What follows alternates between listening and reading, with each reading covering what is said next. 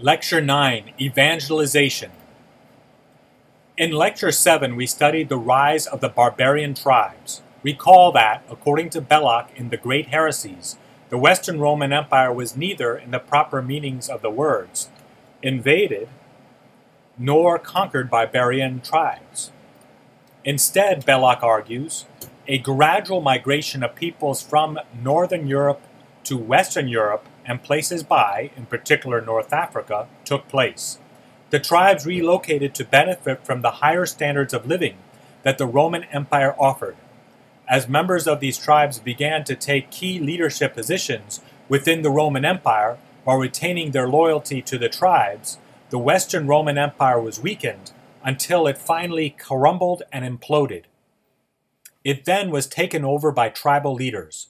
Providentially, though, many of these tribal leaders embraced the Christian faith, causing the members of their tribes to follow suit. In this lecture, we will focus our attention on the conversion of these tribes and a few kingdoms to Christianity. Tribes and kingdoms convert to Christianity. The Franks, according to St. Gregory, Bishop of Tours, lived from 538 to 594, the Franks settled in the Roman province of Germania, which roughly corresponds to modern-day Germany. The Frank Childeric, who collaborated with the Romans, rose to power in the Roman province of Gaul, whose lands are centered in modern-day France. Childeric was the son of King Merovich, leader of the Salian Franks. When King Merovich died, circa 453 AD, his son Childeric replaced him as king and ruler in Gaul.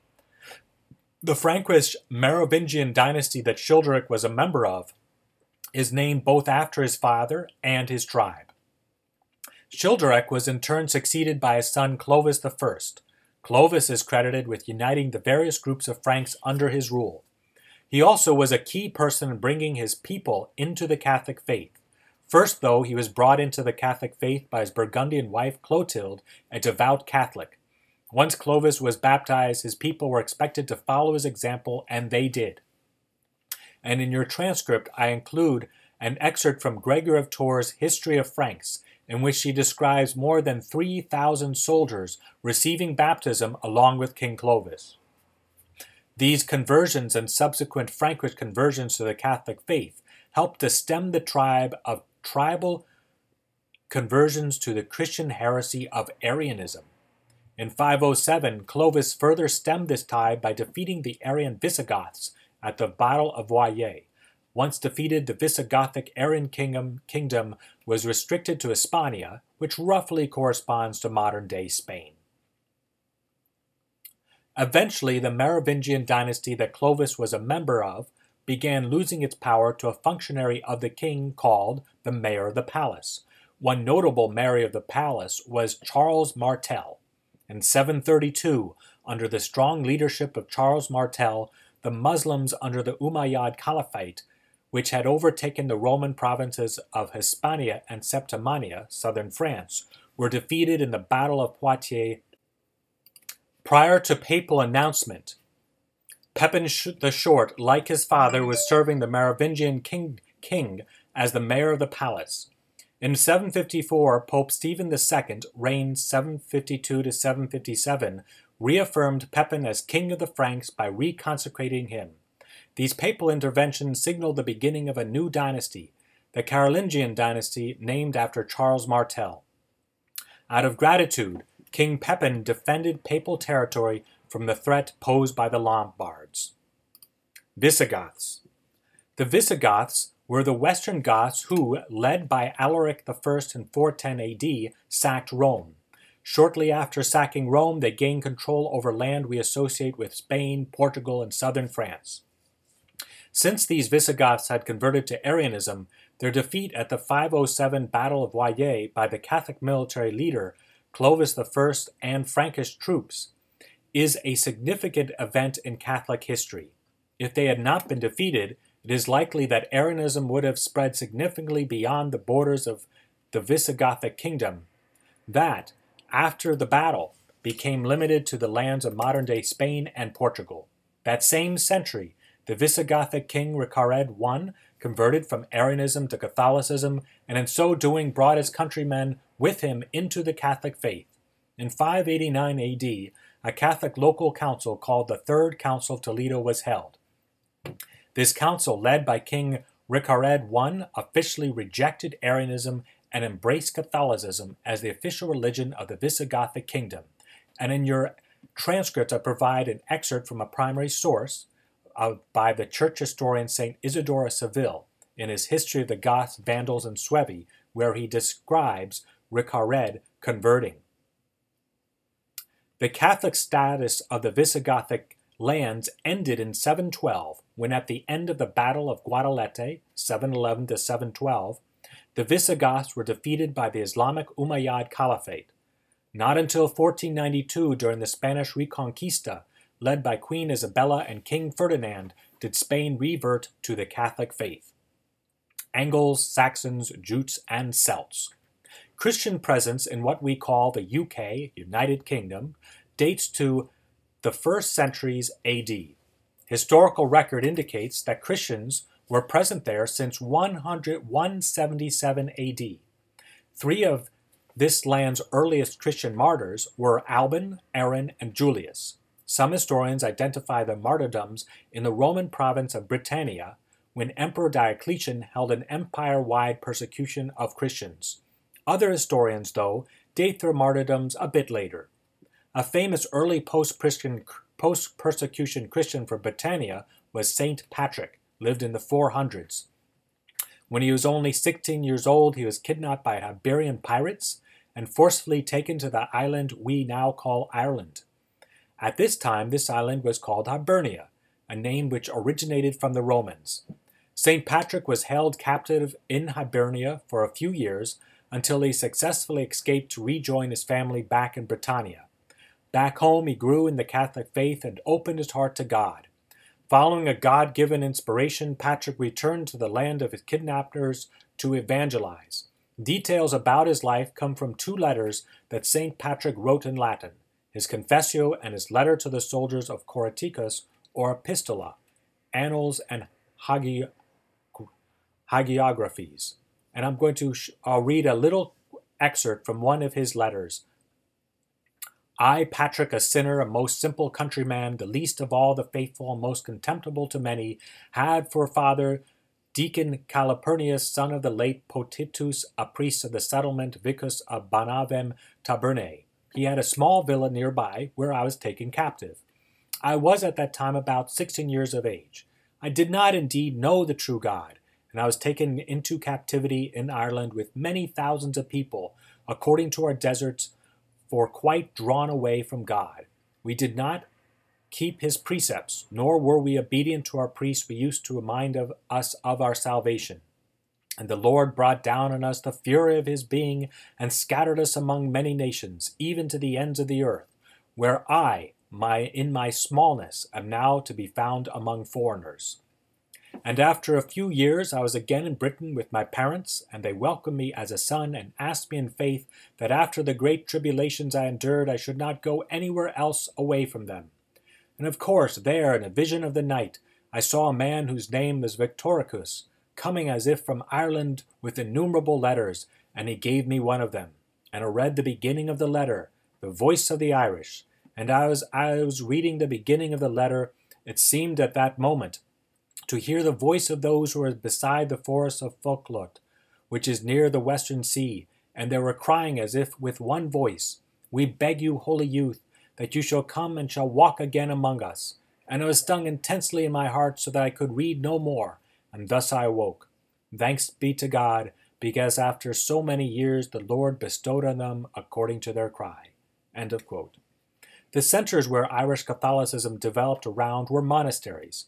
Like St. Patrick, one of these monks, St. Columba, received an inspiration to evangelize the people of the UK region we call Scotland. During St. Columba's life, Pope St. Gregory the Great also was inspired to send, around 596 AD, a monastic missionary from Rome, St. Augustine of Canterbury, to Britain to spread the gospel. Tribes within Germany. In the 700s, an English monk named Winifred asked his abbot if he could evangelize the Germanic tribes. Upon receiving permission, Winfrid set out in 716 to the German land of Friesland. There he began his mission of evangelizing. He was so effective that, according to one of the most prominent of modern-day Catholic English language historians, Christopher Dawson, he had a deeper influence on the history of Europe than any English man who ever lived. End of quote. For this reason, he is considered the apostle of Germany. In continental Europe, he not only organized, civilized, and evangelized German lands, but also helped to restore and to reorganize the Catholic Church in Frankish territory. In recognition of Winfrid's God-given gifts, Pope Gregory II granted to Winfrid the official role of evangelizing all Germanic lands as a missionary bishop. As a missionary bishop, Winfrid was not confined to a specific territory of one diocese. Around this time, Winfrid changed his name to Boniface, which is the name he is commonly known by. And in your transcript, I include an excerpt written by a contemporary of St. Boniface, Willibald, Bishop of Eichstätt, Bavaria. In it, Willibald describes a well-known account of St. Boniface cutting down a tree revered by the pagans. Now many of the Hessians, who at that time had acknowledged the Catholic faith, were confirmed by the grace of the Holy Spirit and received the laying on of hands. But others, not yet strong in the Spirit, refused to accept the pure teachings of the Church in their entirety. Moreover, some continued secretly, others openly, to offer sacrifices to trees and springs, to inspect the entrails of victims. Some practiced divination, legerdemain, and incantations. Some turned their attention to auguries, auspices, and other sacrificial rites, while others, of a more reasonable character, forsook all the profane practices of the Gentiles and committed none of these crimes. With the counsel and advice of the latter persons, Boniface, in their presence, attempted to cut down at a place called Gersmer a certain oak of extraordinary size, called in the old tongue of the pagans the Oak of Jupiter. Taking his courage in his hands, for a great crowd of pagans stood by, watching and bitterly cursing in their hearts the enemy of the gods, he cut the first notch. But when he had made a superficial cut, suddenly the oak's vast bulk, shaken by a mighty blast of wind from above, crashed to the ground, shivering its topmost branches into fragments in its fall, as if by the express will of God, for the brethren present had done nothing to cause it. The oak burst asunder into 4 parts, each part having a trunk of equal length. At the sight of this extraordinary spectacle, the heathens who had been cursing ceased to revile, and began on the contrary to believe and bless the Lord. Thereupon the holy bishop took counsel with the brethren, built an oratory from the timber of the oak, and dedicated it to St. Peter the Apostle. End of quote. Slavs convert. About a century later, 2 men received an invitation by God, similar to St. Boniface's, to evangelize far-off lands. The 2 were brothers, Cyril and Methodius. Both lived in the 800s. Along with St. Benedict of Nursia, Cyril and Methodius are considered by the Catholic Church to be patrons of Europe. Cyril and Methodius focused their missionary activity in the Slavic lands, specifically regions we associate with the Czech Republic, Croatia, Slovenia, and Serbia. Their invitation to bring the good news to the Slavic people was mediated by Radoslav, a leader of the Moravian tribes.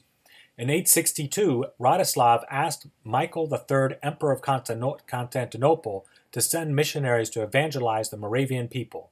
Michael III responded by sending a group of missionaries led by Cyril and Methodius.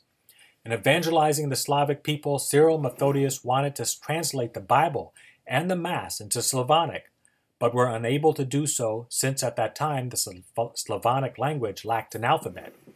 To meet this need, the 2 brothers created the Galgolithic script, which is based on the Greek alphabet. The modern Cyrillic script that Russia and certain Eastern European, Northern, and Central Asian countries use is in turn based on the older Galgolithic script. Pope Hadrian II supported Cyril Methodius' use of the vernacular in the liturgy, and even went so far as to allow the celebration of the Slavonic liturgy in Rome. According to some accounts, around the time they were in Rome, the 2 brothers were consecrated bishops. This, though, is debated. Rome's favorable approach to a Slavonic liturgy changed under Pope John VIII. He also lived in the 800s. Pope John VIII forbade the use of Slavonic in the liturgy. His decision was affirmed by Pope Stephen VI, who also prohibited Slavonic from being used for liturgical services. A major factor in the debate was that German missionaries, supported by German bishops, thought they were being unduly challenged by other missionaries who were using Slavonic in their liturgies. The Rus convert. During the subsequent century, lands further east converted to Christianity. This occurred in 988 when Vladimir, Prince of the Kievan Rus, converted to Catholicism and was baptized into the Byzantine Rite. He and his people lived in land we now associate with the Ukraine. After Vladimir embraced Catholicism, his people followed him into the faith. We will conclude this lecture with an excerpt from the Russian Primary Chronicles that details Vladimir's decision to become a Catholic of the Byzantine Rite. Vladimir summoned together his vassals and the city elders and said to them, "Behold, the Bulgars came before me, urging me to accept the religion. Then came the Germans and praised their own faith. And after them came the Jews. Greeks appeared, criticizing all other faiths but commending their own, and they spoke at length, telling the history of the whole world from its beginning. The words were artful, and was wondrous to listen and pleasant to hear them. They preached the existence of another world. Whoever adopts our religion and then dies shall rise and live forever. But whosoever embraces another faith shall be consumed with fire in the next world. What is your opinion on this subject, and what do you answer?" The vassals and the elders replied, "You know, O prince, that no man condemns his own possessions, but praises them instead. But if you desire to make certain you have servants at your disposal, send them to inquire about the ritual of each and how he worships God." Their counsel pleased the prince and all the people, so that they chose good and wise men to the number of 10, and directed them to go first among the Bulgars and to inspect their faith. The emissaries went their way, and when they arrived at their destination, they beheld the disgraceful actions of the Bulgars and their worship in the mosque. Then they returned to their own country. Vladimir then instructed them to go likewise among the Germans and examine their Catholic faith, and finally to visit the Greeks. They thus went into Germany, and after viewing the German ceremonial, they proceeded to Constantinople, where they appeared before the emperor. He inquired on what mission they had come, and they reported to him all that had occurred. When the emperor heard these words, he rejoiced and did them great honor on that day. On the morrow, the Byzantine emperor sent a message to the patriarch to inform him that a Russian delegation had arrived to examine the Greek faith, and directed him to prepare the church Hagia Sophia and the clergy, and to array himself in his sacerdotal robes, so that the Russians might behold the glory of the God of the Greeks. When the patriarchs received these commands, he bade the clergy assemble, and they performed the customary rites. They burned incense, and the choirs sang hymns. The emperor accompanied the Russians to the church and placed them in a wide space, calling their attention to the beauty of the edifice, the chanting and the offices of the archpriest and the ministry of the deacons, while explained to them the worship of his God. The Russians were astonished, and in their wonder praised the Greek ceremonial. Then the emperors Basil and Constantine invited the envoys to their presence and said, "Go hence to your native country," and thus dismissed them with valuable presents and great honor. Thus they returned to their own country, and the prince called together his vassals and elders. Vladimir then announced the return of the envoys who had been sent out, and suggested that the report be heard. He thus commanded them to speak out before his vassals. The envoys reported, "When we journeyed among the Bulgars," those are the Muslims, "we beheld how they worship in their temple, called a mosque, while they stand ungirt. The Bulgarian bows, sits down, looks hither and thither like one possessed, and there is no happiness among them, but instead only sorrow and a dreadful stench. The religion is not good." Then we went among the Germans, the German Christians, and saw them performing many ceremonies in their temples. But we beheld no glory there. Then we went to Greece, and the Greeks led us to the edifices where they worship their God, and we knew not whether we were in heaven or on earth. For on earth there is no such splendor or such beauty, and we are at loss how to describe it. We only know that God dwells there among men, and their service is fairer than the ceremonies of other nations. For we cannot forget that beauty.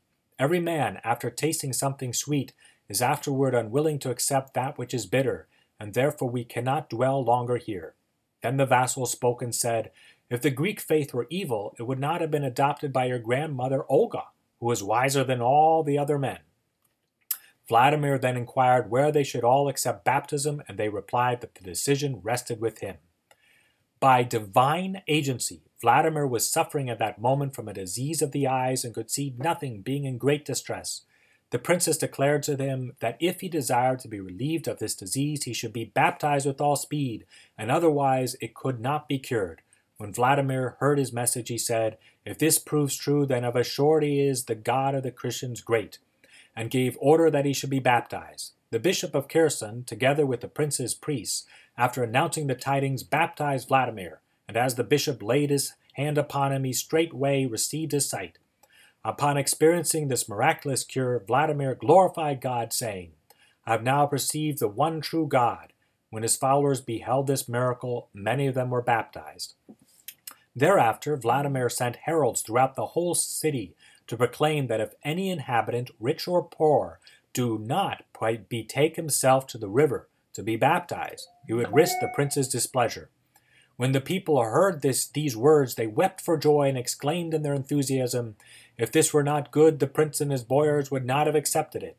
On the morrow the prince went forth to Depiner with the priests of the princess and those from Kherson, and a countless multitude assembled. They all went into the water. Some stood up to their necks, others to their breasts, the younger near the bank, some of them holding children in their arms, while the adults waded farther out. The priest stood by and offered prayers. There was joy in heaven and upon earth to behold so many souls saved.